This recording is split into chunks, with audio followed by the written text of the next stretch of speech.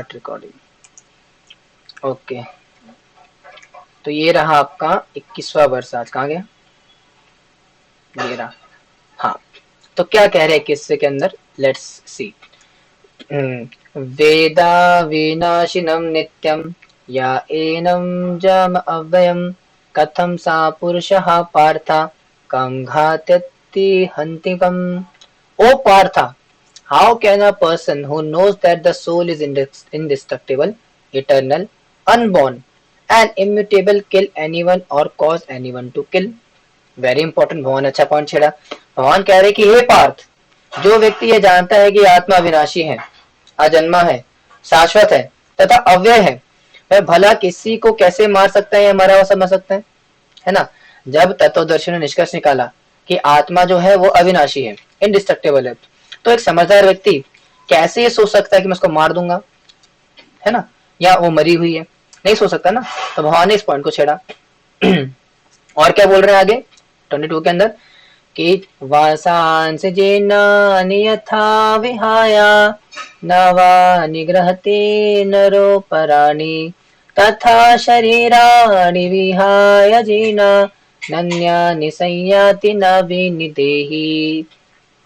कह रहे कि as a person puts on new garments giving up old ones, the soul similarly accepts new material bodies giving up the old and useless ones। अबे कैसे होता है कि व्यक्ति शरीर बदल रही है, आत्मा शरीर बदल रही, कैसे होता है? उसी प्रकार से जिस प्रकार से मनुष्य पुराने वस्त्रों को त्याग कर नए वस्त्र धारण करता है, उसी प्रकार आत्मा पुराने तथा व्यर्थ के शरीर को त्याग कर नवीन भौतिक शरीर धारण करती है। यानी कि जिस प्रकार से आप रोज कपड़े बदलते हो, सर्दियों में नहीं, सर्दियों में तो खैर 2-3 दिन चलाते कपड़े लेकिन गर्मियों में है ना, हम रोज कपड़े बदलते हैं। हालांकि ब्राह्मण व्यक्ति को कपड़े बदलने चाहिए, जो शुद्ध आचरण का पालन करता है उन्हें तो एटलीस्ट करना होता है, लेकिन वो ठीक है, अब इसमें नहीं पड़ेंगे, थोड़ा अलग हो जाएगा। लेकिन जिस प्रकार से हम अपने कपड़े बदलते हैं, रोज स्नान करते हैं, अपने कपड़े बदलते हैं, उसी प्रकार से शरीर, आत्मा भी क्या करती है, शरीर बदल देती है।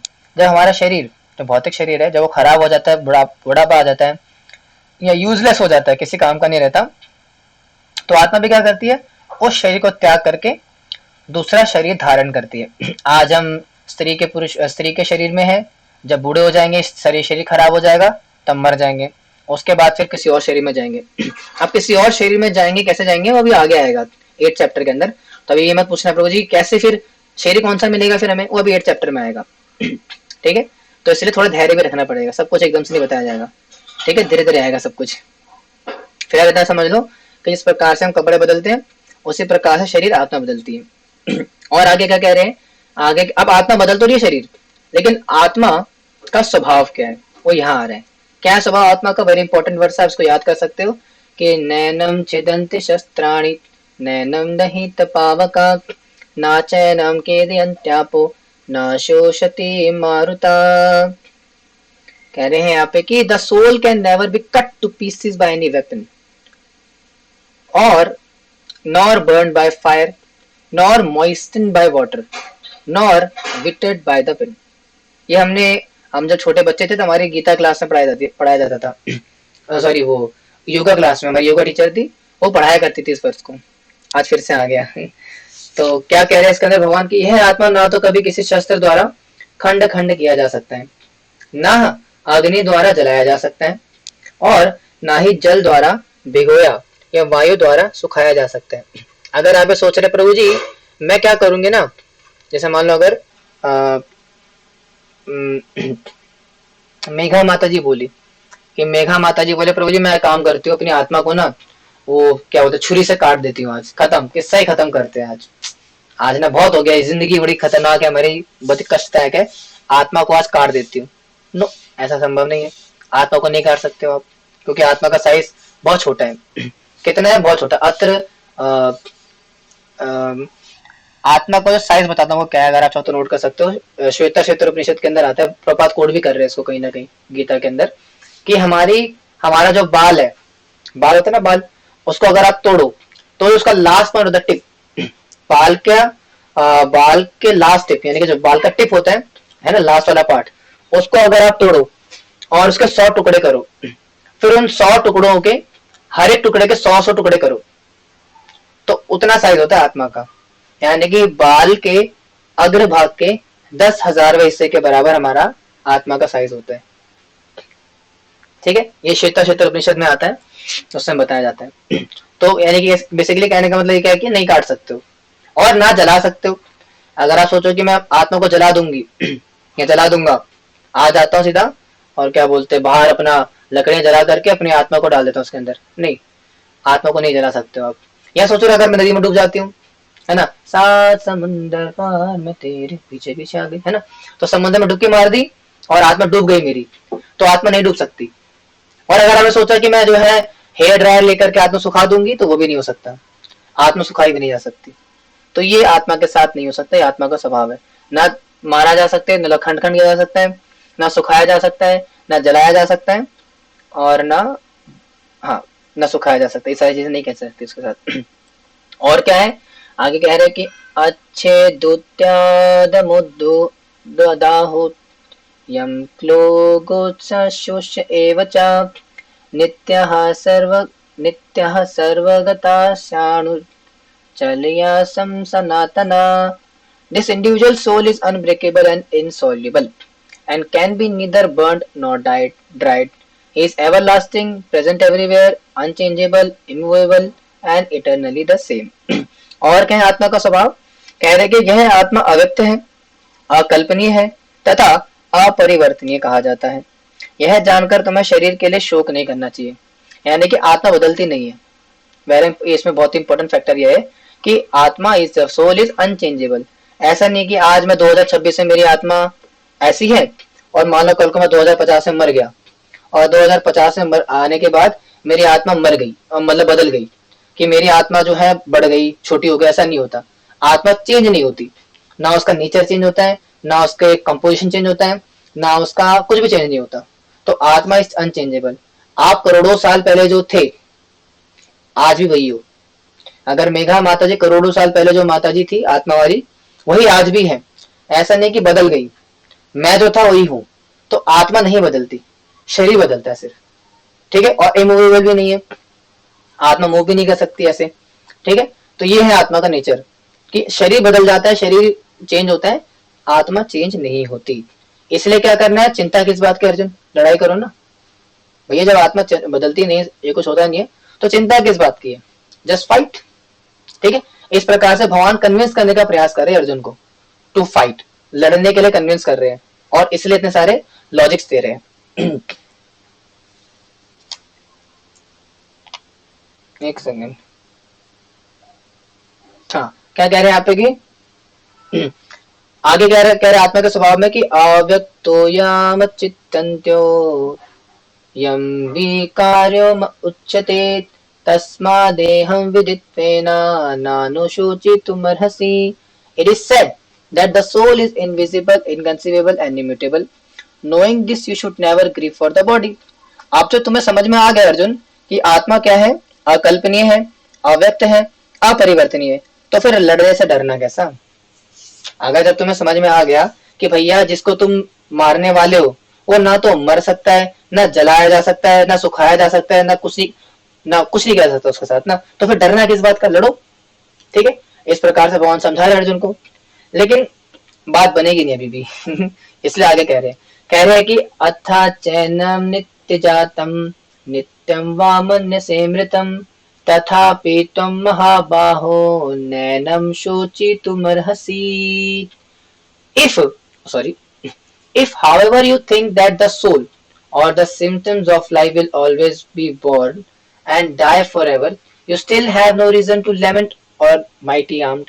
अब भगवान दूसरा लॉजिक लेकर के आ रहे हैं। अभी तक अर्जुन को समझा रहे थे आत्मा के बारे में, ठीक है, कि आत्मा ये, आत्मा वो, आत्मा के लेवल पे समझाने का प्रयास किया अर्जुन को।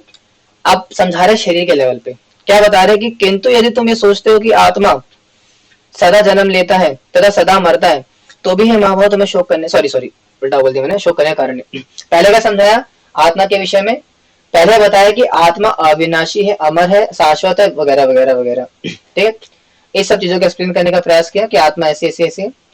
फिर बाद में क्या बोला, तब बोला कि भैया आत्मा का ये जो एंगल है, ये अर्जुन को शायद इसमें समझ में ना आ रहा है, मतलब अर्जुन कन्विंस नहीं लग रहा, तो दूसरा एंगल लेकर के आ रहे हैं। क्या लेकर के आ रहे हैं कि चलो ठीक है, एक बार को मान लेते हैं कि आप ना आत्मा को जन्मा मान लेते हो, हालांकि आत्मा जन्म नहीं लेती, लेकिन मान लो अगर आत्मा जन्म ले रही है और मरती भी है, तो उसके केस में भी शोक करने का कारण नहीं है। अब ये बड़ा इंटरेस्टिंग, ऐसा क्यों कह रहे हैं? अभी तो आपने बोला था कि आत्मा अजन्मा है, अविनाशी है, शाश्वत है, पुरातन, इतना कुछ बोला, तो शोक ना करने का मतलब समझ में आता है। लेकिन अगर आत्मा मरती भी है और जन्म भी लेती है, अगर मान लेते हैं सर, तो शोक क्यों नहीं करना? फिर उस केस में तो शोक करना चाहिए, तो क्यों नहीं करना? भगवान बताते हैं कि जातस्य हि ध्रुवो मृत्युर् ध्रुवम जन्मामृतस्य च तस्मात् परिहार्तेऽर्थं न त्वं शोचितुमर्हसि। If one who has taken his birth is sure to die, and after death one is sure to take birth again. Therefore, in the unavoidable discharge of your body, you should not lament. ये कारण दिया। क्या कारण दिया? कि जिसने जन्म लिया है उसकी मृत्यु निश्चित है, और मृत्यु के पश्चात पुनर्जन्म भी निश्चित है। अतः अपने अपरिहार्य कर्तव्य कलाप में तुम्हें शोक नहीं करना चाहिए। पहले क्या बताया? पहले बताया कि आत्मा अजन्मा, नित्य, शाश्वत, पुरातन, न जलाया जा सकता है, न सुखाया जा सकता है, न खंड खंड किया जा सकता है। इस तरीके से समझाने का प्रयास किया। अब क्या कह रहे हैं? दूसरा एंगल लेकर के आ रहे हैं। एंगल दूसरा क्या लेकर के है कि मान लो अगर आत्मा जन्म लेती भी है, हालांकि जन्म नहीं लेती वैसे, लेकिन मान लेते हैं, है ना, लेट्स एग्जाम्पल, मान लो अगर आत्मा जन्म लेती भी है, मरती भी है, तो भी शोक करने का कारण नहीं है। क्यों नहीं है? क्योंकि जो जन्मा है, जिसका जन्म हुआ है, वो मरेगा, इट्स फॉर श्योर, और मरने के बाद दूसरा शरीर भी धारण करेगा, तो इसलिए पछताने की चिंता क्या, मतलब लेमेंट करने का, शोक करने का कारण क्या बचा? पहले क्या बताया आत्मा को कि भाई जन्म नहीं लेती, ये एंगल से समझा है, लेकिन जब वो समझ में नहीं आ रहा या कन्विंस नहीं लग रहे, तो दूसरा एंगल लेकर के आ गए कि अगर आत्मा जन्म लेती भी है, मान लेते हैं, तो भी शोक करने का कारण नहीं है, क्योंकि जो जन्म लिया है, जिसका जन्म हुआ है, वो मरकर ही रहेगा। इट इज श्योरली है, इट विल श्योरली डाई, ही और शी विल श्योरली डाई, और वो कंफर्म्ड है, निश्चित है। इसलिए फिर चिंता की बात क्या? जिसका जन्म हुआ वो मरेगा, तो फिर चिंता किस बात की? ये तो करो। ठीक है, तो दूसरा एंगल लेकर के आए भगवान, और इसको एक्सप्लोर करेंगे आगे। क्या कह रहे हैं कि अव्यक्तानि भूतानि व्यक्तमध्यानि भारत अव्यक्तनिधा अन्य एवा तत्र का परिदेवना। अब इसमें आगे क्या कह रहे हैं कि all created beings are unmanifest in their beginning. बहुत प्यारा वर्स है, ध्यान से सुनने के बाद दोबारा पढ़ता हूँ। All created beings are unmanifest in their beginning, manifest in their intermediate state, and unmanifest when annihilated. So what is the need here to lament? बड़ा इंपॉर्टेंट है। कह रहे हैं कि सारे जीव प्रारंभ में अव्यक्त रहते हैं, मध्य अवस्था में व्यक्त हो जाते हैं, और विनिष्ट होने पे पुनः अव्यक्त हो जाते हैं। अतः शोक करने की क्या आवश्यकता है?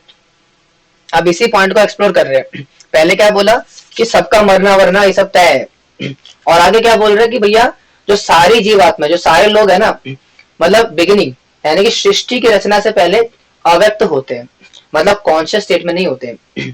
जैसे जिस प्रकार से मान लो जब खाना होता है, तो खाना बनने से पहले वो चावल अलग है, दाल अलग है, रोटी नहीं, आटा है, अलग अलग है खाना बनने से पहले। उसी प्रकार से शरीर, जो आत्मा है यानी कि हम लोग है, वो शुरुआत होने से पहले, बिगिनिंग यानी क्रिएशन होने से पहले ऐसे होते हैं, अव्यक्त होते हैं। फिर जब बिगिनिंग हो जाती है, यानी कि जब क्रिएशन हो जाती है, दुनिया बन जाती है, तो मैनिफेस्ट हो जाते हैं, एक्शन में आ जाते हैं। कैसे? यानी कि आटा चावल जो पहले ऐसे थे, जब खाना बनाना शुरू किया तो बन गए, वो आटे की रोटी बन गई वो, तो जब रोटी बन गई तो इंटीमेट स्टेट में आ गया, और अनमैनिफेस्टेड अगेन। और जब सृष्टि की अंत होती है, रचना मतलब सृष्टि जब खत्म होती है, जब शिव जी जो इसका संहार करते हैं, भगवान अब आते असुर कल के अवतार लेकर के, जब इसका एनालिसिस होता है, फिर दोबारा से अव्यक्त हो जाते हैं। जिस प्रकार से रोटी अगर उसको ना खाओ तो सड़ जाती है, फंगस बन जाती है, उसी प्रकार से हम भी एनालिटिक हो जाते हैं, अव्यक्त हो जाते हैं। तो बड़ा इंपॉर्टेंट पॉइंट है यहाँ पे भगवान बता रहे भैया चिंता की कोई बात नहीं है, ऐसा ये साइकिल ही है। पहले हम अव्यक्त अवस्था में, फिर व्यक्त होते हैं, और फिर दोबारा अव्यक्त हो जाते हैं, फिर दोबारा अव्यक्त होंगे, फिर अव्यक्त होंगे, and the cycle goes on. तो फिर चिंता किस बात की? समझ रहे हो भगवान किस प्रकार कन्विंस करने का प्रयास करे अर्जुन को? अलग अलग एंगल, अलग अलग व्यू पॉइंट्स, अलग अलग शास्त्रीय कोटेशन, अलग अलग फिलोसफिकल एंगल लेकर के आ रहे। पहले अर्जुन ने करा भगवान के साथ, पहले अर्जुन ने क्या करा? पहले उन्होंने लॉजिक्स दिए कि ऐसा होगा, वैसा होगा, वर्णशंकर आ जाएगा, दया हो जाएगी, दया का भाव, वर्णशंकर, पाप लगेगा, राजस सुख नहीं भोग पाएंगे, एंड एक्सेट्रा एक्सेट्रा। अब क्या बोल रहे, भगवान लॉजिक्स दे रहे कि ऐसा कर लोगे तो ऐसा हो जाएगा, आत्मा ये, आत्मा वो, अविनाशी ये वो, ऐसे करके लॉजिक्स दे रहे। तो ये गेम चल रहा है लॉजिक्स का, एक लॉजिक दे रहा है, दूसरा लॉजिक दे रहा है, और समझाने का प्रयास कर रहे हैं। अब जीत किसकी होगी वो देखते हैं। आगे बढ़ते हैं। आगे कह रहे कि आश्चर्यवत् पश्यति कश्चिदेना माश्च वर्धित तीर्थ चान्या आश्चर्यवच्चे मन्या शृणोति श्रुत्वा वेदना चैव कश्चित्। Some look on the soul as amazing, some describe him as amazing, and some hear of him as amazing, while others, even after hearing about him, cannot understand him at all. क्या मतलब हुआ इसका कि कोई आत्मा को आश्चर्य से देखता है, अरे वाह क्या आत्मा है, कोई इसे आश्चर्य की तरह बताता है, जैसे कि मैं बता रहा हूं अभी, आश्चर्य की तरह बताता है, अरे वाह क्या आत्मा है, तथा कोई इसे आश्चर्य की तरह सुनता है, जैसे कि आप सब लोग, अरे वाह आत्मा ऐसी होती है। लेकिन कोई कोई इसे विषय में सुनकर कुछ भी नहीं समझ पाते। लेकिन कुछ लोग ऐसे नामूर्ख होते हैं, बेचारे बेचारे होते हैं, जो कि इतना कुछ सोचने के बाद, सुनने के बाद, समझने के बाद भी इसे समझ नहीं पाते। जैसे कि हमें लोग इतना सुन के जा रहे हैं, लेकिन मान लो अगर जाते ही गीता क्लास के बाद ही हमारे किसी फ्रेंड की मौत हो जाती है, तो हम क्या बोलते हैं, रोने लगते हैं, ओहो हो बेचारा, ये तो कितना विलाप करते हैं, है ना। देखो वो मैं उसमें नहीं पढ़ूंगा कि करना चाहिए नहीं करना चाहिए, लेकिन फिलोसफी तो यही कहती है ना। तो इतना सुनने के बाद भी हम समझ नहीं पाते आत्मा का नेचर। भगवान समझाने का प्रयास करें कि आत्मा इतनी ऐसी है वैसी है, बड़ी बड़ी बातें करेंगे, लेकिन फिर भी कैन नॉट अंडरस्टैंड, आत्मा का नेचर समझ नहीं पाते, और इसलिए कष्ट पा रहे हैं। जीवन में कष्ट क्यों आ रहे हैं, क्योंकि हम शरीर के लेवल पे ना, अभी आत्मा के लेवल तक नहीं पहुंचे। जब तक एक व्यक्ति आत्मा के स्तर तक नहीं आएगा, उसको जीवन में कष्ट आएंगे आएंगे। इसलिए जीवन में कष्ट का कारण यही है। लोग पूछते ना, तो जीवन में कष्ट आ रहे हैं बहुत, अरे भैया कष्ट कहाँ से आ रहे हैं, शरीर से आ रहे हैं। आत्मा तो सच्चिदानंद में, उसको कष्ट थोड़ी ना होता है। ठीक है, तो इसलिए भगवान समझा रहे भैया, जो उसके नेचर को समझ आता कष्ट में नहीं आता। ठीक है, अर्जुन को समझा रहे हैं। और क्या समझा रहे हैं कि देहि नित्यम वधो, देहि नित्यम वधोयम देह सर्वस्य भारता तस्मात् सर्वाणि भूतानि न त्वं शोचितुमर्हसि। O descendant of Bharat, he who dwells in the body can never be slain, therefore you need not grieve for any living being। कह रहे हैं कि सारे कहाँ गया, अच्छा नेक्स्ट पेज। कह रहे हैं कि हे भरतवंशी, शरीर में रहने वाले देही का कभी भी वध नहीं किया जा सकता, अतः तुम्हें किसी भी जीव के लिए शोक करने की आवश्यकता नहीं है। वही बता रहे कि भैया जब मैंने बता दिया कि शरीर के अंदर जो आत्मा है वो मर नहीं सकती, तो फिर शोक करने का कारण ही नहीं बचा, है ना। तो फिर शोक की क्या बात है, लड़ाई करो। ठीक है, और क्या कह रहे हैं आगे, समझ में आ रहा है ना, मैं लोरी नहीं गा रहा हूँ, फ्लो समझ में आ रहा है ना गीता का। थोड़ा दिमाग को खोलना पड़ेगा, समझदार बनना पड़ेगा। अगर ऐसे राम कथा मान के बैठोगे तो समझ में नहीं आएगा। राम कथा नहीं चल रही यहाँ पे। ठीक है, ये इट्स अ फिलोसफिकल क्लास, ये प्रॉपर प्रेजेंटेशन है भगवत गीता की। इसलिए एक स्टूडेंट एटीट्यूड के साथ बैठना जरूरी है। हम कथा नहीं गा रहे यहाँ पे, हम गीता के फिलोसफी को अंडरस्टैंड करने का प्रयास कर रहे हैं, इसलिए यूथ क्लास है ये। प्रभुपाद आश्रय is primarily focused on youth. Youth class इसलिए है, यूथ बैच हमारा इसीलिए है, यूथ इसलिए सेंट्रिक है हमारा, because we discuss about philosophy only. हम यहाँ पे कथा वथा नहीं करते बैठ करके कि इस प्रकार से भगवान श्री कृष्ण ने राधा रानी का हाथ पकड़ा और इस प्रकार से, ऐसे नहीं करते। वो फिर वो हमारी नहीं है। We discuss about philosophy, philosophy पर चर्चा करते, इसलिए पसंद हो तो भी रुकिएगा, फिलोसफी पे चर्चा होती है, इसलिए फिलोसफी में भी रस है, वो आएगा। इसलिए स्टूडेंट एटीट्यूड इज कंपलसरी। अगर स्टूडेंट एटीट्यूड नहीं होगा तो समझ में नहीं आएगी फिलोसफी। बोलेंगे क्या प्रभु जी क्या बता रहे, आत्मा सात्मा शरीर वरीर नहीं मरता मारता, वो क्या है प्रभु जी। तो लीला वीला सुनाओ, कि राधा कृष्ण की लीला सुनाओ, भगवान ने इस प्रकार से गोपियों के वस्त्र को हरण किया और इस प्रकार से भगवान नाचने लगे। ये नहीं, सिद्धांत नहीं समझोगे तो जब तक भगवत गीता वाले कृष्ण समझ में नहीं आएंगे, तब तक भागवतम वाले कृष्ण समझ में नहीं आते। दैट्स व्हाई वी इन प्रभुपाद आश्रय फोकस ऑन फिलोसफी। हम फिलोसफी पे बात करते हैं। लीला वीला नहीं सुनाते। और हमारे इस्कॉन के अंदर आचार्य, हमारा जो प्रिंसिपल है, वो भी सिद्धांत प्रधान ही है, लीला प्रधान नहीं है। लीला बाद में, सिद्धांत के बाद बताई जाती है। इसलिए सिद्धांत समझ में नहीं आएगा तो लीला समझ में नहीं आती। चैतन्य महाप्रभु का आदेश है ये, क्या आदेश है कि सिद्धांत बलिया चित्ता न करे है आलस, इहा है ते कृष्ण लगे सुदृढ़ मानस। तो जो समझदार विद्यार्थी होता है वो शास्त्रों के कॉन्ट्राडिक्टरी चीजों को देख करके निराश नहीं होता, घबराता नहीं है, बल्कि इन पर चर्चा करता है और विचार विमर्श करके उनसे रस लेता है, तब जा करके आगे बढ़ता है। इसलिए फिलॉसफी। ठीक है, तो इतना समझ में आता है। तो फिलॉसफी से चल रही है। और आगे क्या कह रहे हैं फिर फिलॉसफी के अंदर ही भगवान कह रहे हैं कि स्वधर्मापि चावेक्षा नाविकंपितुमर्हसि धर्म याधेयुत आश्रयो नंत्र क्षत्रियस्य न सॉरी धर्मादेयुत नाश्रो यत् क्षत्रियस्य न विद्यते। Considering your specific duty as Kshatriya, you should know that there is no better engagement for you than fighting on religious principles. So there is need for hesitation. अब तीसरा एंगल लेकर के आगे। पहला एंगल ये आत्मा का, आत्मा विनाशी है, आत्मा मरती नहीं, आत्मा जन्मी, अजह नित्य शाश्वतोयम पुराणो ना हन्यते हन्न मन शरीरे, नित्य है, शाश्वत है, पुरातन है, तो लड़ो। फिर दूसरा एंगल लेकर के आए, चलो अगर मान लो आत्मा मरती भी जीती भी है तो भी शोक करने का कारण नहीं है। क्यों कारण नहीं है? क्योंकि अगर ये मान लेते कि आत्मा मरती और जीती है तो भी तो फिर भी by nature, by destiny it is confirmed कि हर चीज जिसका जन्म हुआ मरेगा और अगला जन्म भी होगा। तो ये एंगल लेकर के आए। अब क्या एंगल के लेके आ रहे? कर्म का।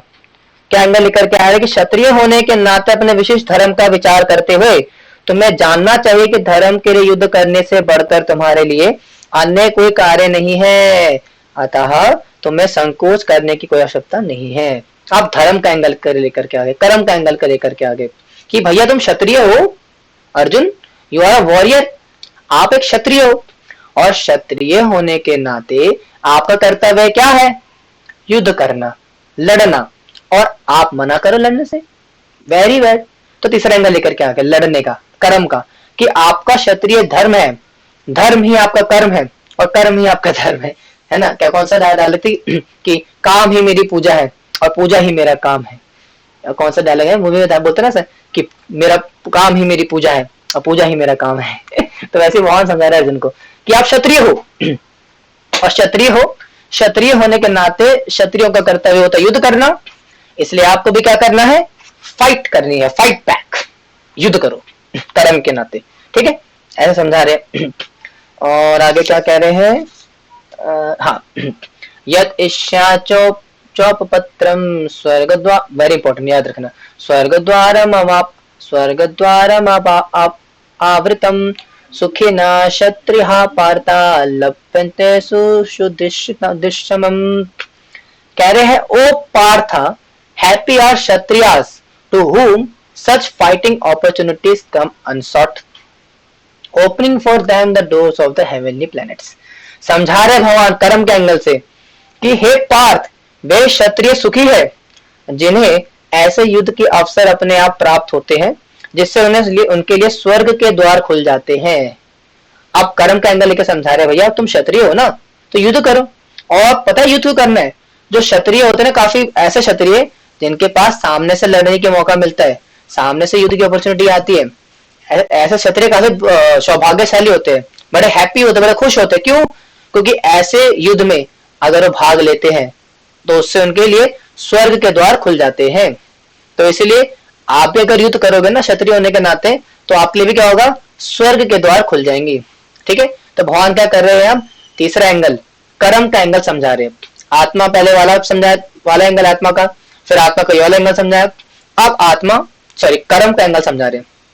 तुम क्षत्रिय हो ना तो क्षत्रिय होने के नाते कर्म करो, युद्ध करो। ठीक है, आगे बढ़ते हैं।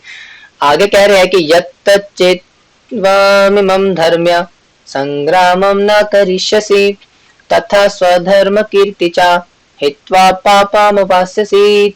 If however you do not perform a religious duty of fighting, then you will certainly incur sins for neglecting your duties and thus lose your reputation as a fighter। अब भगवान डरा रहे अर्जुन को, क्या कह रहे हैं कि यदि, किंतु यदि तुम युद्ध करने के स्वधर्म को संपन्न नहीं करते हो तो तुम्हें निश्चित रूप से अपने कर्तव्य की उपेक्षा करने का पाप लगेगा और तुम योद्धा के रूप में भी अपना यश खो दोगे। समझा रहे भगवान, भैया तुम क्षत्रिय हो ना, और क्षत्रिय होने के नाते तुम्हारा कर्तव्य बनता है युद्ध करना, लड़ाई करना, फाइटिंग करना धर्म के लिए, और तुम अपने इस कर्तव्य से भाग रहे हो, इसलिए क्या होगा, तुम्हें पाप लगेगा और साथ ही साथ मोहल्ले में, समाज में बेइज्जती होगी, आपकी रेपुटेशन गिरेगी। चार लोग क्या बोलेंगे, सुना होगा ना अपने से लोग बोलते हैं कि चार लोग क्या बोलेंगे। तो ऐसा मान लो कोई किसी का बेटा है, वो जो किसी की लड़की भगा के मतलब चलिए तो ज्यादा हो गया, मान लो कि किसी का लड़का बेटा एग्जाम में फेल हो गया, 12th क्लास में फेल हो गया, तो माँ बाप क्या बोलते हैं, बताओ फेल होकर के आ गया, चार लोग क्या बोलेंगे। तो वैसे भगवान समझा रहे, भैया तुम क्षत्रिय हो ना तो युद्ध करो, आप युद्ध नहीं करोगे तो चार लोग क्या बोलेंगे, बेइज्जती होगी मोहल्ले में ना। तो भगवान अब समझा रहे भैया लड़ लो, क्यों बेइज्जती करा रहे हो अपनी मेरी भी। युद्ध नहीं करोगे तो लोग पीछे बातें करेंगे बिग बॉस की तरह, जैसे बिग बॉस वाले करते हैं ना, पीठ पीछे बुराइयां करते हैं, वैसे ही लोग करेंगे। ओ देखो अर्जुन कहीं का आया बड़ा अपना क्षत्रिय बनता हुआ, गांडे धनुष का ये वो, और देखो ऐसे भाग डर के मारे, ठीक है। तो ऐसे बोलेंगे लोग, इसलिए युद्ध करो, अपनी कीर्ति को बचाओ। वही समझा रहे, क्या समझा रहे कि आकीर्ति चापि भूतानि कथश्चन्ते ते अव्ययम तेवयाम संभावितस्य चाकीर्तिर चाकीर्तिम ऋणादिरिच्छते। People will always speak of your infamy, and for a respectable person dishonor is worse than death. अरे बाप रे, कह रहे हैं कि लोग सदैव तुम्हारे अपयश का वर्णन करेंगे और सम्मानित व्यक्ति के लिए अपयश को मृत्यु के समान बताया गया है। यानी कि अगर कोई व्यक्ति बहुत सम्माननीय व्यक्ति होता है तो उसकी बेइज्जती कर देना, उसका अपमान हो जाना मृत्यु के समान होता है। जैसे मान लो अगर प्रधानमंत्री मोदी किसी प्रवचन में जा रहे हैं और पीछे से किसी ने उनको कुछ अपमाननीय शब्द बोल दिए, कुछ उल्टे सीधा कुछ बोल दिया और उनका अपमान कर दिया, अब उनका क्या होगा, वो मौत के समान होगा, क्योंकि बहुत सम्माननीय व्यक्ति है ना। तो इसलिए अगर कोई व्यक्ति बहुत ज्यादा सम्माननीय होता है तो सम्माननीय व्यक्ति की जो बेइज्जती होती है, जो डिसरिस्पेक्ट होती है, वो मृत्यु के समान होती है। इसलिए लोग अपनी इज्जत को लेकर काफी ज्यादा सेंसिटिव होते हैं कि हमारी इज्जत, तुझे अपनी परिवार की इज्जत का ख्याल नहीं रहा, चली गई उस लड़के के साथ भाग करके, क्या देखा तूने उसमें, क्या कमी थी हमारे प्यार में, सब कुछ तो था हमारे पास, क्यों चली गई तू छोड़ के। है ना, क्यों करते हैं ऐसा क्यों बोलते हैं, क्योंकि रिस्पेक्ट, जो इज्जत है बहुत इंपॉर्टेंट होती है। अगर इज्जत चली जाएगी तो सब कुछ चला गया। कौन सा डायलॉग है बहुत फेमस है ना कि when money is lost nothing is lost, and कौन सा था, money is lost nothing is lost, and when intelligence ऐसा कुछ था कि lost nothing is lost, when character is lost everything is lost. अगर कैरेक्टर चला जाएगा, इज्जत चली जाएगी तो सब कुछ चला जाएगा। और वही समझा रहे भगवान अर्जुन को कि तुम सामान्य व्यक्ति हो ना, समाज के इतने ज्यादा रिस्पेक्टेड पर्सन हो, अगर तुम युद्ध नहीं करोगे तो क्या होगा, तुम्हारी बहुत ज्यादा बदनामी होगी और वो तुम्हारे लिए मृत्यु से भी बढ़कर होगी, मृत्यु से भी ज्यादा खतरनाक होगी चीज वो, क्योंकि तुम एक सम्माननीय व्यक्ति हो। और आगे क्या समझा रहे हैं, आगे कह रहे कि भयाद्राणादु परतम मनस्यन्ते त्वा महारथा येषां च त्वं बहुमतो भूत्वा यास्यसि लाघवम्। The great generals who have highly esteemed your name and fame will think that you have left the battlefield out of fear only, and thus they will consider you insignificant. क्या बोल रहे हैं कि जिन जिन महान योद्धाओं ने तुम्हारे नाम तथा यश को सम्मान दिया है, वे सोचेंगे कि तुमने डर के मारे युद्ध भूमि छोड़ दी है और इस तरह वे तुम्हें तुच्छ मानेंगे। यानी कि आज तुम्हारी तारीफें करते थे, तुम्हारे पुल बांधते थे तारीफों के, कहते ना तुम्हें चने की झाड़ पे चढ़ा के रखा था कि वाह अर्जुन वाह, छावे गुरु, इस प्रकार से तुम्हारी तारीफें करते थे, वो तुम्हारी बेइज्जतियां करेंगे, तुम्हारा अपमान करेंगे पीठ पीछे कि देखो अर्जुन, देखो देखो देखो देखो, कहाँ पहले तो बड़े बनते चलते आते थे, आज देखो कैसे भाग गए डर के मारे। इस प्रकार की बातें करेंगे, तुम्हारी बेइज्जतियां करेंगे, अच्छा लगेगा तुम्हें। तो भगवान डरा रहे अर्जुन को कि भैया तुम कैसी बातें कर रहे हो, इतने बड़े महान परम तप नाम है तुम्हारा, शत्रुओं का दमन करता, शत्रुओं का दमन करने वाले हो तुम, और क्या कर रहे हो, भागने की बातें कर रहे हो। Very bad, very shameful. लोग क्या कहेंगे, आज तो तुम्हारी तारीफें कर रहे, कल तुम्हारी बेइज्जतियां करेंगे अर्जुन। हंसने भगवान भगवान, ये तो बोल रहे, देखो लिखा है, भगवान बोल रहे भाई, मना कर रहे हैं, नहीं भागना तुम्हें, युद्ध करना है, ठीक है। तो इस प्रकार से भगवान कन्विंस करने का प्रयास कर रहे हैं। और भी और करेंगे, कह रहे हैं आगे कि आवाचावाद शमचा बुहान बहुन, सॉरी, आवाचावादांश बहुन्यादिशन्ति तवाहितात् निन्दन्तः सामर्थ्य ततो दुःखन्तरं किम्। Your enemies will describe you in many unkind words and scorn your ability. What could be more painful for you? अरे बाप रे, कह रहे कि हे कुंती पुत्र, तुम यदि युद्ध में मर जाओगे तो, अरे ये रहा, सॉरी ऊपर से अगला वाला था वो, तुम्हारे शत्रु अनेक प्रकार के कटु शब्दों से तुम्हारा वर्णन करेंगे और तुम्हारे सामर्थ्य का उपहास करेंगे। तुम्हारे लिए इससे दुखदायी और क्या होगा, यानी कि तुम्हारे दुश्मन है ना, दुश्मन न करे दोस्त ने वो काम किया है, उम्र भर का गम हमें इनाम दिया है। तो कह रहे भगवान, भैया जो तुम्हारे दुश्मन है वो पीठ पीछे तुम्हारी तारीफ बेइज्जतियां करेंगे, बेइज्जत अनकाइंड वर्ड्स, तुम्हारी चुगलियां करेंगे, निंदा करेंगे, उल्टी सीधी बातें करेंगे। देखो देखो देखो देखो अर्जुन, हा हा हा हा, शेम शेम पप्पी शेम, ऐसी बातें करेंगे। अर्जुन क्या होगा तुम्हें, कैसी बातें करिए, तुम्हारी अच्छा बात होगी। What could be more painful for you, इससे ज्यादा दुखदायी तुम्हारे लिए क्या होगा। कितने खतरनाक शब्द बोल रहे भगवान, है ना। आगे कह रहे कि हाँ, इसलिए मर जाओ, अगर युद्ध में मर भी जाओगे तो फायदा होगा। क्या फायदा होगा कि हतो वा प्राप्स्यसि स्वर्गात् जित्वा वा भोक्ष्यसे महिम् तस्मादुष्टित् कौन्तेय युद्ध्या कृता निश्चया। हो son of Kunti, either you will be killed on the battlefield and attain the heavenly planets, or you will conquer and enjoy the earthly kingdom. Therefore, get up with determination and fight. वाह, क्या कह रहे हैं कि हे कुंती पुत्र, तुम यदि युद्ध में मारे जाओगे तो स्वर्ग प्राप्त करोगे, या यदि तुम जीत जाओगे तो पृथ्वी के साम्राज्य का भोग करोगे। अतः दृढ़ संकल्प करके खड़े हो जाओ और युद्ध करो। फायदा बता रहे भगवान। अरे भैया, दोनों तरफ आपके दोनों हाथों में लड्डू अर्जुन। अगर आप मर जाते हो तो स्वर्ग मिलेगा, जीत जाओगे तो राज्य पूरे साम्राज्य का भोग करोगे। मतलब दोनों हाथ में लड्डू है, ऐसे भी जीतोगे, ऐसे भी आपको फायदा होगा और ऐसे भी फायदा होगा। अगर जीत जाओगे तो पूरा राज्य, पूरे पृथ्वी का सिंहासन मिलेगा, राज मिलेगा भोगने के लिए, एंजॉय करने के लिए। और अगर मर जाओगे तो स्वर्ग जाओगे, क्योंकि युद्ध में मरने वाले हो। तो दोनों तरफ से फायदा आपको। तो भगवान आप क्या कर रहे हैं, उनको फायदा बता रहे हैं अपना युद्ध करने का। तो देख रहे हैं आप किस तरीके से भगवान कन्विंस पे कन्विंस कर जा रहे हैं अर्जुन को युद्ध करने के लिए। और आगे क्या कह रहे हैं कृष्ण, कह रहे कि सुख दुखे समे कृत्वा लाभा लाभो जाया जयो तत्तो युद्धाय युजस्व नैवं पाप्स्यसि। कि do thou fight for the sake of fighting without considering happiness और डिस्ट्रेस, लॉस और गेन, विक्ट्री और defeat, and by so doing you shall never be incur sin. अब भगवान एकदम स्ट्रेट फॉरवर्ड बोल रहे भैया। क्या बोल रहे कि तुम सुख या दुख, हानि या लाभ, विजय या पराजय का विचार किए बिना युद्ध के लिए युद्ध करो। ऐसा करने से तुम्हें पाप नहीं लगेगा। बोल रहे अर्जुन सब कुछ छोड़ दो यार, मुझे क्या मिलेगा, सुख मिलेगा, दुख मिलेगा, जीतूंगा, हारूंगा, राज्य सुख भोगूंगा, नहीं भोगूंगा, सब छोड़ दो ये सब। क्या करो, just fight for the sake of fighting, बस युद्ध करने के लिए युद्ध करो। जैसे हम अक्सर बोलते हैं ना, आपस में बोलते हैं कि क्या मैं करूं वो चीज, क्या नहीं करूं, करूं कि ना करूं।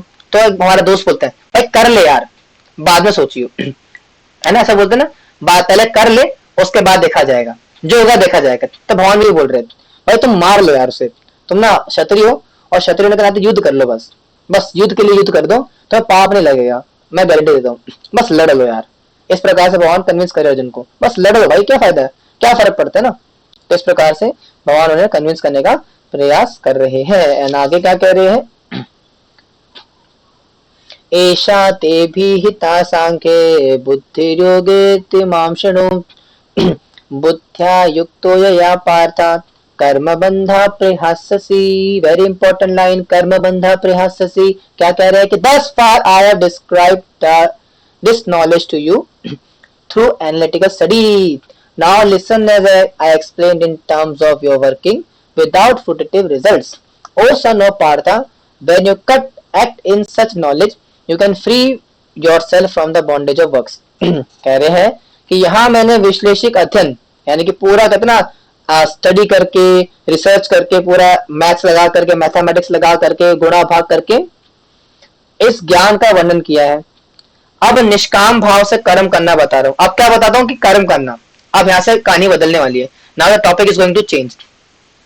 अभी तक भगवान ने क्या करता, बस एग्जांपल लेके स्टडीज बताई थी कि आत्मा का स्वभाव क्या होता है, आत्मा किस प्रकार से कार्य करती है, नेचर क्या होता है, कैसे ट्रेवल करती है, और एटसेट्रा एटसेट्रा। अब क्या बता रहे हैं, निष्काम भाव से कर्म करना बताता हूं कि कर्म किस प्रकार से किए जाते हैं।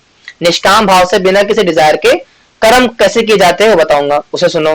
हे पृथा पुत्र, तुम यदि ऐसे ज्ञान से कर्म करोगे तो तुम कर्म बंधन से अपने आप को मुक्त रख सकते हो। जैसे माता जी पूछ रही थी ना कल, कौन सी माता जी थी, आई थिंक जगन मोहिनी माता जी पूछ रही थी है ना 2-3 दिन पहले कि प्रभु जी कर्म करेंगे, ऑफिस जाना होता है, कैसे करे हुए है ना। आप ऐसा कोई था ना, हैंड रेस करिए अपना, मतलब थम्स अप करिए। जहां तक मुझे याद है जगत मोहिनी ऐसा कुछ नाम था उनका माता जी का। हाँ, पूछ रहे थे ना कि प्रभु जी ऑफिस जाना होता है तो वहां पे काम हम करना होता है, तो उसको कैसे करिए, वो तो भवानी पूछ रहे, बता रहे अर्जुन को बता रहे कि बिना डिजायर्स के, बिना किसी फ्रूट के काम कैसे किया जाता है, वर्क कैसे किया जाता है। अब मैं बताता हूँ तुम्हें कैसे किया जाता है। ऐसे मतलब इसके बाद जो सीरीज आने वाली है वो यही है, कैसे एक्सप्लेन करेंगे उसको कि नेहा विक्रम नाशोस्त्री प्रत्यवायो न विद्यते स्वल्पम नस्य धर्मस्य त्रायते महतो भयात्। In this endeavor there is no loss or diminution, and a little advancement on this path can protect one from the most dangerous type of fear. आप पहले बताएंगे, अभी बताएंगे कर्म कैसे करना है, लेकिन इस कर्म से फायदा क्या होगा और इस कर्म का ऑब्जेक्टिव क्या बता रहे हैं। बता रहे कि इस प्रयास में ना तो हानि होती है और ना ही डिमिनिशन का क्या मतलब, हास्य, अपितु इस पथ पर की गई अल्प प्रगति भी महान भय से रक्षा कर सकती है। यानी कि भगवान बता रहे कि अब मैं जो तुम्हें निष्काम कर्म बताने वाला हूँ, अभी आगे आने वाले हैं, याद रखने टर्म। निष्काम कर्म क्या होते हैं, सकाम कर्म क्या होते हैं, ये याद रखने की बात होती है। ठीक है, अभी आगे सारी चीज आने वाली है। निष्काम कर्मयोग क्या है, सकाम कर्मयोग क्या है, सकाम कर्म क्या होते हैं, निष्काम कर्म क्या होता है, कर्मात का बहुत कॉन्सेप्ट आने वाला है, तो दिमाग अपना खोल के रखना, नहीं तो सारा निकल जाएगा दिमाग में से।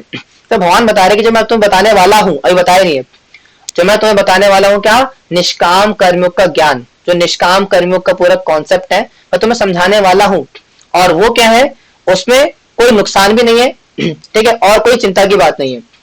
क्यों, क्योंकि उसमें थोड़ी सी प्रगति कर लोगे अगर आप, अगर निष्काम कर्मयोग अगर आप थोड़ा सा भी कर लेते हो, वो भी क्या करेगी आपको, it will protect you from most dangerous type of fear. हर प्रकार के भय से आपको बचा लेगी, हर प्रकार के भय से आपकी रक्षा कर लेगी, अगर इफ यू फॉलो दिस निष्काम कर्मयोग का process in the rightly manner. और कैसे करा जाता है ये याद कर सकते हो, वर्ष बड़ा गहरा वर्ष है, किस प्रकार से इसको करना है, निष्काम कर्म को, निष्काम कर्म योग को कैसे करना है, ऐसे करना है कि व्यवसात्मिका बुद्धिर एक ही कुरु नंदना बहुशाखा हनंताश्च बुद्धयो व्यवसायिनाम। Those who are on this path are resolute in purpose and their aim is one. O beloved child of the Kurus, the intelligence of those who are resolute in many branches. कह रहे हैं कि जो इस मार्ग पर है वह प्रयोजन में दृढ़ रहते हैं और उनका लक्ष्य भी एक होता है। हे कुरुनंदन, जो दृढ़ प्रतिज्ञ नहीं है उनकी बुद्धि अनेक शाखाओं में विभाजित होती है। अब बता रहे कि कौन इसको पालन कर सकता है। अब निष्काम कर्म योग को पालन वही कर सकता है जो कि व्यवसात्मिका बुद्धि एका ही कुरुनंदा, जिसकी बुद्धि कैसी, व्यवसात्मिका, फोकस्ड है। अगर करना है तो करना है, अगर मुझे गीता क्लास में रोज आना है तो आना है, चाहे धरती, अब चाहे सर फूटे या माथा मैंने तेरी हाथों कर दी, है ना, अब चाहे सर फूटे या माथा, अब रोज क्लास में आना है। ये क्या कर लिया अपने, व्यवसात्मिका कर लिया अपनी बुद्धि को। अब जब व्यक्ति अपनी बुद्धि को व्यवसात्मिका कर लेता है, एका ही कुरुनंदना, एक कर लेता है, फोकस वन पॉइंटेड अटेंशन को लेकर के आता है, तब व्यक्ति एलिजिबल बनता है निष्काम कर्मों करने के लिए। और कौन नहीं हो पाता, बहुशाखा अनंताश्च बुद्धि व्यवसायी नाम, इसकी बुद्धि क्या है, बहु शाखाओं में बटी हुई है, ऐसा व्यक्ति इस निष्काम कर्म जो भी आगे बताने वाले भगवान इसको फॉलो नहीं कर पाता। आप समझ में आ गया कि भैया निष्काम कर्म करना है जो कि भगवान अभी आगे बताएंगे, और कौन कर सकता है जो कि व्यवसात्मिका बुद्धि, जिसकी बुद्धि कैसी है, व्यवसात्मिका यानी कि फोकस्ड है, जिसकी बुद्धि फोकस्ड है, वन पॉइंटेड अटेंशन है, सिर्फ वही निष्काम कर्म की विधि का पालन कर सकता है। और कौन नहीं कर सकता, जिसकी बुद्धि बहु शाखाओं में बटी हुई है। अब भगवान बताएंगे कि बहु शाखा कौन सी है, कहां कहां बटी हुई है और क्यों क्यों बटी हुई है, तो 2 वर्ष के अंदर बताते हैं। क्या बता रहे कि यामी मां पुष्पिता वाचम प्रवद्यन्ति विपश्चिता वेदवारातः पार्था नान्यदस्ति निवादिनी कामात्मना स्वर्गा परा जन्म कर्म फलाप्रदाम क्रिया विशेष बहुलाम भोगैश्वर्य प्रगतिम प्रति। अब पहले बता रहा हूं, अगर आप में से कोई मेरा बुरा मत माने पढ़ करके, क्योंकि ये वर्ष थोड़ा ऐसे आ रहे ना, हो सकता है आपको हर्ट करे, लेकिन अब हर्ट करेंगे तो मैं कुछ नहीं कर सकता क्योंकि भगवान बता रहे हो। आप बोले ऐसी बात क्यों कर रहे हो, पढ़ के समझ में आएगा कि भगवान ऐसा क्या कह रहे हैं इसके अंदर। Men of small knowledge are very much attached to the flowery words of the Vedas, which recommends various fruitative activities for elevation to heavenly planets, resultant good birth power and so forth. Being desirous of sense gratification and opulent life, they say that there is nothing more than this. ऐसे लोग नहीं कर पाते। कौन से? अल्पज्ञानी मनुष्य वेदों के उन अलंकृत शब्दों के प्रति अत्यधिक आसक्त रहते हैं जो स्वर्ग की प्राप्ति, अच्छे जन, शक्ति इत्यादि के लिए विविध सकाम कर्म करने की संस्तुति करते हैं। इंद्र तृप्ति तथा ऐश्वर्य में जीवन की अभिलाषा के कारण वे कहते हैं कि इससे बढ़कर और कुछ नहीं। ऐसे लोग जो होते हैं वो बहुशाखा वाले होते हैं, जो कि वेदों की यामिमाम पुष्पिताम वाचा, जो वेदों की अलंकृत भाषा है उससे आकर्षित हो जाते हैं। सोमवार का व्रत रख लो, क्या बोलते हैं, शिव जी का अच्छा पति मिलेगा। मंगलवार का व्रत रख लो, हनुमान जी का, उससे जो भी मिलता होगा पता नहीं मुझे। शनिवार को शनिदेव को जल चढ़ाओ, तो तेल चढ़ाओ, शनिदेव का प्रकोप कब होगा। तो भगवान क्या कह रहे हैं ऐसे लोगों को, मैं नो स्मॉल नॉलेज। मैं नहीं बोल रहा, मेरा बुरा मत मानना, मैं नहीं बोल रहा हूँ, भगवान बोल रहे हैं। ऐसे लोगों को कम बुद्धिमान बोला गया। अभी आगे और बोलेंगे, अभी 7 चैप्टर में आकर के तो बहुत गंदी गंदी गाली देते भगवान। मैं नहीं बोल रहा, भगवान बोलते हैं कि अंतवंतु फलम तेषाम, है ना, कम बुद्धिमान वाले, बहुत कुछ बोलेंगे अभी 7 चैप्टर 8 चैप्टर के बाद। अभी तो बस इतना ही बोला है। भगवान क्या कह रहे हैं भैया कि जो मैन ऑफ स्मॉल नॉलेज, जो कि कम बुद्धिमान होते हैं, जिनका ज्ञान बड़ा सीमित होता है, ऐसे लोग क्या करते हैं, पहली बात तो बहुशाखा बटी हुई है, और क्या समझते हैं कि भैया वेदों में जो दिए गए सकाम कर्म कांड है कि ये यज्ञ कर लो स्वर्ग की प्राप्ति हो जाएगी। जैसे कौन सा वेद में दिया हुआ है, स्वर्ग पहुंचने के लिए दी हुई है ज्योतिष्ठाम यज्ञ। हाँ, ज्योतिष्टोम यज्ञ कर लो, स्वर्ग की प्राप्ति होगी, है ना। घर में ये वाला हवन करवा लो, लक्ष्मी गणेश की उपासना करवा लो, और क्या बोलते हैं जो भी करते हैं, अलग है मुझे नहीं पता। हाँ, नवरात्रि का व्रत रख लो, पता नहीं क्या मतलब जो कुछ भी करते हैं कर्म कांड जितना भी करते हैं अपना, है ना, ये सब कुछ क्या करते हैं, ये भटके हुए लोग है, मैन ऑफ स्मॉल नॉलेज। इनकी जो बुद्धि है वो वेदों की फ्लावरी लैंग्वेज से भटकी पड़ी है कि ऐसा करने से वैसा मिल जाएगा, वैसा करने से ऐसा हो जाएगा, है ना, इतना करने से इतना मिल जाएगा। तो ऐसे लोगों को बताया गया मैन ऑफ स्मॉल नॉलेज। ऐसे लोग क्या होते हैं, कम बुद्धिमान होते हैं, कम समझ वाले होते हैं, और क्या होते हैं, इस निष्काम कर्म की प्रोसेस से भटक जाते हैं। निष्काम कर्म योग की प्रोसेस को फॉलो कौन कर सकता है, जो कि व्यवसात्मिका बुद्धि वाला है, वन पॉइंटेड अटेंशन वाला है। और कौन नहीं कर सकता, जो कि बहुशाखा अनंत है, जिसकी बुद्धि क्या है, बहुत सारी शाखाओं में बटी हुई है। अच्छा, शाखाओं में बटी हुई है, कौन सी शाखा में बटी हुई है, ये वाली, जो कि वेदों के अंदर दी जो फ्लावरी लैंग्वेजेस है कि ये यज्ञ करवाने से स्वर्ग की प्राप्ति होगी, अच्छा जन्म मिलेगा, पावर मिलेगी, अच्छा डिजायर्स फुलफिल होंगी। ये जो फ्लावरी लैंग्वेज है वेदा की, इसको बहुशाखा बोला गया। अगर इसकी तरफ आकर्षण रहेगा तो व्यक्ति निष्काम कर्म का प्रोसेस फॉलो नहीं कर सकता। और इसको कंफर्म करते हैं इस वर्ष के अंदर भी। कैसे कंफर्म कर रहे कि अभोगैश्वर्य प्रसक्ता नाम तया अप्रहित चेतसाम व्यवसात्मिका बुद्धि समाधो न विधीयते। एक तो ये कारण है कि यामिमाम पुष्पितामाचा कि वेदों में दिए गए अलंकृत भाषाओं को सच मान करके, अपना एब्सोल्यूट मान करके उसमें भड़क जाते हैं और कुछ ना कुछ करने लगते हैं अपने हिसाब से। और इससे क्या होता है, व्यवसात्मिक बुद्धि नहीं रहती और बहुशाखा में बढ़ जाती है। उससे क्या होता है व्यक्ति निष्काम कर्म का प्रोसेस को फॉलो नहीं कर पाता। एक तो ये कारण होता है बहुशाखा में बटने का, और दूसरा कारण मतलब भव शाखा में बंटने का बुद्धि का कारण होता है कि इन सारे वेदों की चीजों को लेकर के एक्साइटेड हो जाना, इनसे अट्रैक्ट हो जाना। लेकिन सवाल आता है कि अट्रैक्ट होते क्यों है? Why they get attracted towards the flowery language of Vedas?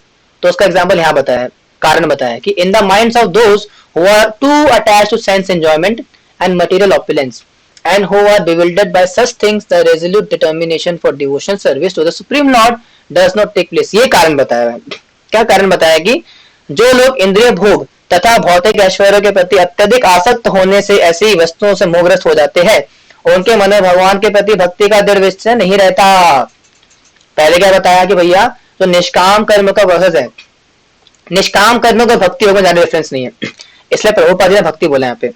यानी कि भक्ति को अगर मैं एकदम शॉर्ट में एकदम क्रिस्टल क्लियर होकर बोलूं कि भगवान बोल रहे हैं कि भक्ति कौन नहीं कर पाता? भक्ति वो नहीं कर पाता जो कि भव शाखा में बैठा हुआ है, जो कि व्यवसाय का बुद्धि वाला वो कर लेगा। जो भव शाखा में बैठा हुआ है वो नहीं कर सकता। और भव शाखा में कहाँ बैठा हुआ है? यामिमाम पुष्पिताम वाचा, जो वेदों की फ्लावरी लैंग्वेज है, कर्मकांड वाली। ऐसा करने से ऐसा मिलेगा, ऐसा कर लोगे तो स्वर्ग प्राप्त हो जाएगा, ये प्राप्त हो जाएगा, ये वो फलाना ढिमकाना। तो किसमें फंसा रहता है? वो नहीं कर सकता। आप बोल रहे हैं, भगवान बोल रहे कि ऐसा क्या कारण है कि उसमें फंस जाता है? तो ये कारण है क्योंकि उसकी बुद्धि क्या है? इंद्रिय भोग में लगी पड़ी है। भोग बुद्धि है कि मुझे ये चाहिए, अच्छा खाना, अच्छा पहनना, अच्छा सोना, अच्छी अच्छी फैसिलिटीज, अच्छा घर, अच्छी पत्नी, अच्छा घर, अच्छा मकान, अच्छी पड़ोसन। ये क्या है? सेंस एंजॉयमेंट की चीजें। जब हमारी बुद्धि सेंस एंजॉयमेंट की चीजों में फंस जाती है, उससे क्या होता है? हम अट्रैक्ट हो जाते हैं यामिमाम पुष्पिताम वाचा, वेदों के लिए फ्लावरी लैंग्वेज से अट्रैक्ट हो जाते हैं। और वेदों की फ्लावरी लैंग्वेज से अट्रैक्ट होने के कारण हमारा जो मन है वो भव शाखा में बढ़ जाते हैं। ठीक है, ये भगवान ने बताया। एंड टू एक दो वर्ष और करेंगे, इसके बाद से नेक्स्ट चेंज होगा। इसके बाद वो कल से करेंगे, कर्मण्यवादी कारस्ते वाला वो कल से करेंगे। अब सवाल ये आता है प्रभु जी कि हमारी बुद्धि भोग में लगी हुई है। आपने बता दिया कि व्यवसात्मिका बुद्धि होनी चाहिए। ठीक है, अगर हमें निष्काम कर्म यानी भक्तियों करना है तो हमारी बुद्धि भव शाखा नहीं होनी चाहिए। ठीक है, अब भव शाखा क्यों रखी है? क्योंकि हमारी बुद्धि यामिमाम पुष्पिताम वाचा, वेदों में दी गई अलग अलग जो अलंकृत भाषाएं हैं, ये करने से वो मिलेगा, ऐसा करने से वैसा मिलेगा, उससे फंसी पड़ी है। अब उसमें बुद्धि क्यों फंसी पड़ी है? क्योंकि हमारी भोग की बुद्धि है। हमारी बुद्धि है भोग करने की, भोगने की इच्छा है हमारी। समझ में आता है? लेकिन भोगने की इच्छा क्यों है वो यहाँ पे आता है। कह रहे कि त्रैगुणिया विषया वेदा निस्त्रगुणिया भाव अर्जुना निर्द्वंदो नित्य सत्वस्तो निर्गो मोक्षम आत्मवान के Vedas deal mainly with the subject of three modes of material nature. O Arjuna, become transcendental to these three modes, be free from all dualities and free from all anxieties for gain and safety and be established in the self। कह रहे हैं वेदों में मुख्यतः प्रकृति के तीन गुणों का वर्णन हुआ है। हे अर्जुन, इन तीनों गुणों से ऊपर उठो, समस्त द्वैतों और लाभों तथा सुरक्षा की सारी चिंताओं से मुक्त होकर आत्मपरायण बनो। अब क्यों अट्रैक्ट हो जाते हैं हम? मतलब हमारी बुद्धि भोग बुद्धि क्यों है? प्रकृति के तीन गुणों के कारण, सतोगुण, रजोगुण, तमोगुण। हमारी बुद्धि सतोगुण, रजोगुण, तमोगुण के कारण दूषित है। इस वजह से हमारी बुद्धि है भोग की बुद्धि, भोग ऐश्वर्य प्रसन्नता नाम। और भोग ऐश्वर्य प्रसन्नता नाम होने के कारण हम यामिमाम पुष्पिताम वाचा, हम वेदों की अलंकृत भाषाओं से अट्रैक्ट हो जाते हैं। अब क्यों हो जाते हैं? क्योंकि जो वेद है वो भी तीन गुणों में डील करते हैं, यानी कि हम भी तीन गुणों में है और वेदा भी तीन गुणों को डील करते हैं, इसलिए हम अट्रैक्ट हो जाते हैं।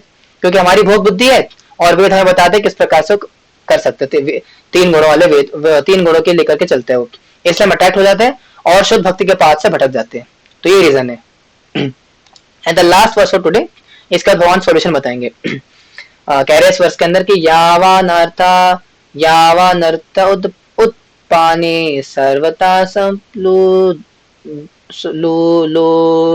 संप्लुतोदकेत तावान सर्वेषु वेदेषु ब्राह्मणस्य विजानता।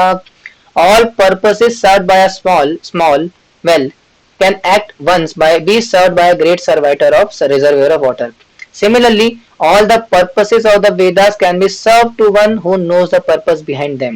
कह रहे हैं एक छोटे से कूप का सारा कार्य एक विशाल जलाशय से तुरंत पूरा हो जाता है। इसी प्रकार वेदों के आंतरिक तात्पर्य जानने वाले को अनेक सारे प्रयोजन सिद्ध हो जाते हैं।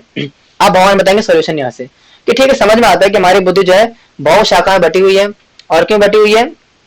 क्योंकि हमारी बुद्धि वेदों की अलंकृत भाषा में फंसी हुई है। और क्यों फंसी हुई है? क्योंकि हमारी भोग की बुद्धि है। और भोग की बुद्धि क्यों है? क्योंकि प्रकृति के 3 गुण, हम प्रकृति के 3 गुणों से बंधे हुए हैं। और वेद भी क्या है? प्रकृति के 3 गुणों के साथ डील करते हैं, इसलिए फंसी हुई है। लेकिन भगवान बता रहे कि इसको ठीक कैसे करना है? अब ठीक करना है कर्मण्यवादी कारस्ते माँ फलेषु कदाचन माँ कर्मफल हेतु जात संगस्त कर्मणि। ये इसका बताएंगे सोल्यूशन, जो कि हम डिस्कस करेंगे कल। कल से पढ़ेंगे कि क्या सोल्यूशन है इसका, कि इस कैसे जो है इस चीज पर उठ सकते हैं। और कर्मण्यवादी कारस्ते, किस प्रकार से हम निष्काम कर्म को फॉलो कर सकते हैं। ये जो वर्ष है हमारा कर्मण्यवादी कारस्ते माँ फलेषु कदाचन माँ कर्मफल हेतु जात संगस्तु कर्मणि, आपने बहुत बार सुना भी होगा, आपको शायद याद भी होगा, आपने टीवी सीरीज में देखा होगा, सुना होगा, पढ़ा होगा। लेकिन किस कॉन्टेक्स्ट में बोला जाता है आज तक समझ में नहीं आएगा।